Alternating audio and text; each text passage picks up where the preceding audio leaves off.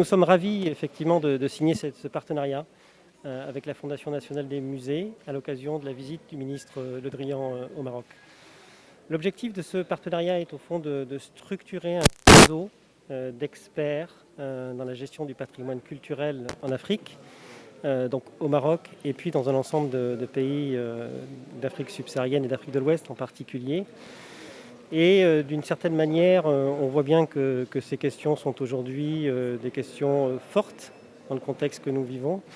La culture est importante pour faire passer des messages d'ouverture, de tolérance, et puis de partage du patrimoine culturel que nous avons tous en commun. Donc ce programme va mobiliser une trentaine d'experts africains à partir de la fin de cette année pour échanger sur nos pratiques, pour consolider les compétences en Afrique de la gestion des musées et de la préservation du patrimoine culturel. D'accord. Monsieur le directeur, quels sont les points que vous allez favoriser en premier lieu dans cette convention pour que les échanges vont de plus en plus fructueux que d'habitude? Je pense que la première chose et la chose la plus importante, c'est la compétence. Je pense que c'est des choses qui sont aujourd'hui au cœur d'un ensemble d'enjeux. Vous savez que le président de la République avait énoncé un engagement de restitution des objets d'art en Afrique et que pour valoriser ce patrimoine culturel, il faut renforcer les capacités, les compétences des acteurs qui, sur le continent africain, auront la charge de pouvoir valoriser ce patrimoine culturel dans des musées qui sont aujourd'hui en cours de création partout en Afrique. Certains sont financés même par l'Agence française de développement, c'est le cas au Bénin, c'est le cas au Cameroun notamment. Et que, au-delà des musées, ça veut dire qu'il faut renforcer certaines compétences, que le Maroc a une expérience plutôt très intéressante depuis maintenant quelques années, où un ensemble de musées ont été créés, une ingénierie culturelle est aujourd'hui en place. Et c'est la raison pour laquelle, au fond, la Fondation nationale des musées du Maroc jouera ce rôle de coordinateur de ce réseau d'experts africains. Et sinon, cette convention, quand vous allez la signer, est-ce que vous allez, c'est-à-dire commencer les activités dès maintenant, malgré les conditions que nous vivons actuellement avec la pandémie, ou bien ça va prendre du temps pour prendre son élan? Non, c'est une très bonne question. Bien entendu, le contexte actuel est une contrainte, mais je crois qu'il faut aller de l'avant aujourd'hui. Et avec M. Rodby, nous avons décidé, en dépit de ce contexte, de pouvoir avancer très rapidement. Et l'idée est de faire effectivement une première réunion de lancement d'ici la fin de l'année, et très probablement, dans un premier temps, en virtuel, avant de rassembler tous ces experts ici au Maroc très prochainement. Vous savez, l'essence même de l'art, c'est le partage.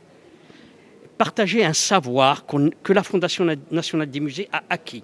Aujourd'hui, la Fondation nationale des musées est devenue une référence. Cette référence par le savoir et la maîtrise du métier des musées. Et c'est pour cela que l'AFD, que le ministre des Affaires étrangères a décidé de nous accompagner, à signer et à encourager ce que j'appellerais ce pont entre l'Europe et l'Afrique, constitué par sa force, par la culture. Et aujourd'hui, vous savez, dans ce monde, dans cette période un peu difficile, la culture est une chose essentielle. La culture est le seul élément qui nous reste pour mieux comprendre l'autre et atténuer un peu toutes ces difficultés que nous avons aujourd'hui. Mais quels sont les points que le Maroc favorise dans cette convention et dont il a besoin pour faire ce pont entre l'Europe et l'Afrique? Écoutez, l'Afrique, le Maroc aujourd'hui, grâce au partenariat qu'il a pu conclure avec le Louvre, avec le musée Picasso, avec l'Institut du monde arabe, avec tout cela contribue à ce que notre formation est totale aujourd'hui. Et qu'en plus de cela, nous avons une compétence auprès des gens de la Fondation, auprès des gens des musées. Et c'est cette compétence et ce savoir-faire qu'on va partager avec les Africains. Comme ça, eux-mêmes vont aussi acquérir ce savoir. Voilà. Donc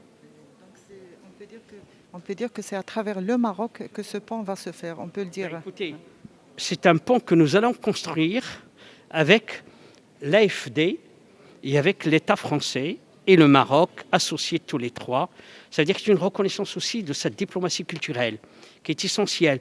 Et aussi ce passage aujourd'hui, parce qu'il faut quand même bien le souligner, il n'y a même pas un mois, on a eu la visite du ministre de l'Intérieur, M. Gérald Darmanin, qui est venu, qui a commencé sa visite officielle, c'est la première fois, par le musée. Et en même temps, aujourd'hui, c'est le ministre des Affaires étrangères. Tout cela ancre la ville de Rabat, ville lumière, capitale de la culture, un peu plus encore dans cette appellation. Et en même temps, nous participons à quelque chose de merveilleux, peut-être avec d'autres, à cette diplomatie culturelle, de pouvoir montrer le visage multiple et riche de son patrimoine et ouvert sur les autres du Maroc, surtout dans cette période sur laquelle j'insiste beaucoup, est un peu compliquée à tout point de vue.